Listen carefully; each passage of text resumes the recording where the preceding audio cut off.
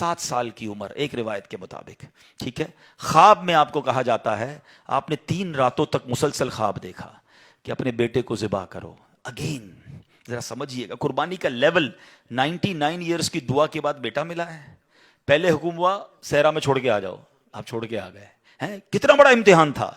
اب اس سے بڑا امتحان کہ اب اس کو ذبح کر دو. اچھا اب یہ بھی چلیں، آج آپ کو بہت خوبصورت بات سننے کو ملے گی کہ آپ کو جب 8 ذوالحجہ کی آپ نے خواب دیکھا نا تو آپ کنفیوز رہے کہ یہ شیطان کی طرف سے یا اللہ کی طرف سے خواب ہے. تو یہ جو سوچ بچار ہے نا، سوچ بچار کو کہتے ہیں ترویہ.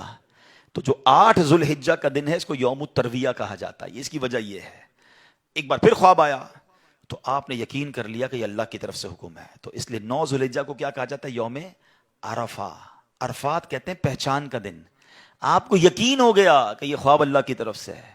اور 10 ذوالحجہ کو آپ ذبح کرنے کو چلے تو یوم النحر کہا جاتا ہے، ذبح کا دن. یہ ایکچولی یوم ترویہ، یوم عرفہ اور یوم النحر یہ حضرت ابراہیم کی کیفیات تھیں.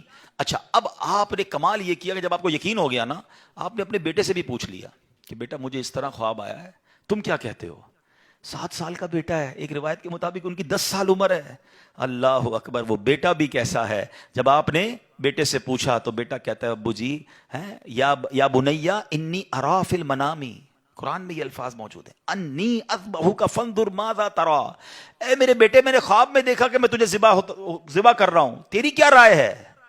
ہائے ہائے. بیٹا کیا کہتا ہے؟ یا ابت افعل ما تؤمر.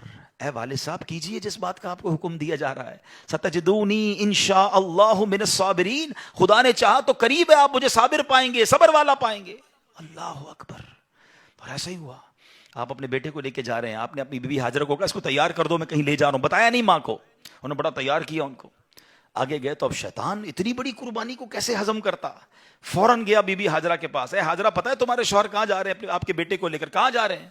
کہا ذبح کرنے جا رہے ہیں. کہا نہیں وہ تو کسی سے ملانے لے جا رہے ہیں، تیار کر کے لے گئے. کہ نہیں وہ ذبح کرنے جا رہے ہیں. کہ باپ بھی بیٹے کو ذبح کرتا ہے؟ بی بی ہاجرہ کہتی ہیں.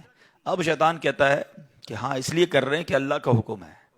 کہا اللہ کا حکم ہے؟ پھر ٹھیک ہے میں راضی ہوں. ہائے ہائے ہائے. رب کا حکم ہے نا. کیسی ماں تھی، کہتی پھر میں راضی ہوں.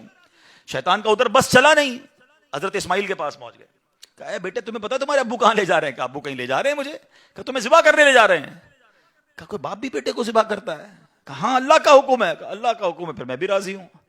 سبحان اللہ. اب جب حضرت اسماعیل نے حضرت ابراہیم کو پتہ کیا کہا کہ والد صاحب اب آپ ذبح کرنے لگے نا، 2-3 میری گزارشات ہیں، ذرا مجھے اچھے طریقے سے باندھ دیجیے گا.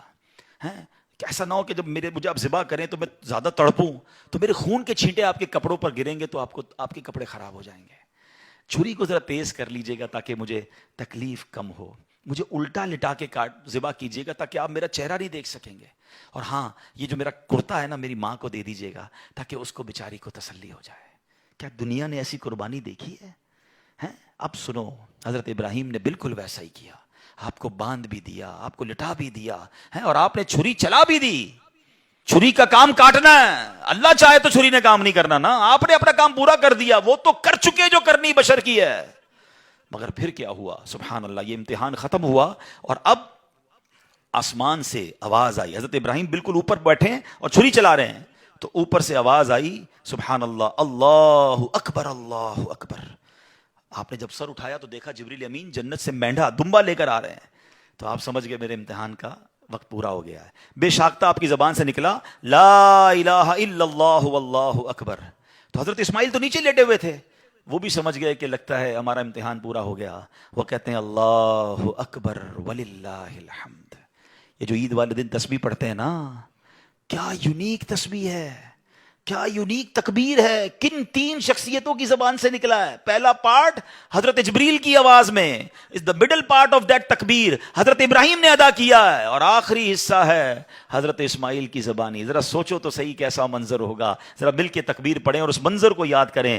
اللہ اکبر اللہ اکبر لا الہ الا اللہ واللہ اکبر اللہ اللہ اکبر وللہ الحمد اللہ اکبر اللہ اکبر لا الہ الا اللہ واللہ اکبر اللہ اکبر وللہ الحمد. ہمارے بچے ہماری فیملی قربانی کو ہم نے فیسٹیول بنا دیا ہے. گائے آ رہے ہیں, بکرے آ رہے ہیں, انجوائے ہو رہا ہے, گھوم آ رہے ہیں, پھر آ رہے ہیں, پھر باربیکیو پارٹیاں.